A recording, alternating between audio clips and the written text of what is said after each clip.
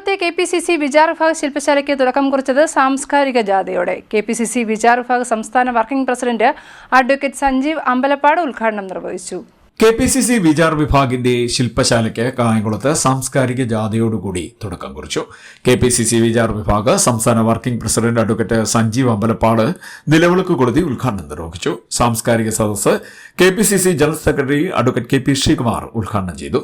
സാഹിതീരവം എന്ന പേരിൽ സാഹിത്യ സദസ്സ് നടത്തി. Doctor P Rajendran Nair, Ninan John, Saleem Chiramath, professor Parameswaran Pillai, Kanissery Murali, Alex Mathew, advocate Sreejith Pathiyoor, Ramachandran Palliyil, Saleem കടയിൽ, നാദിർഷ ചെട്ടിയത്ത്, റജി വഴിവാടി, സലീം ഇഞ്ചക്കൽ, സാദിഖ് ചെമ്പകപ്പള്ളി, H നജീം, നൌഷാദ് കൊട്ടക്കാടൻ, സതീഷ് കുമാർ, ദിലീപ് ചേരാവള്ളി, M ലാൽ തുടങ്ങിയവർ സംസാരിച്ചു.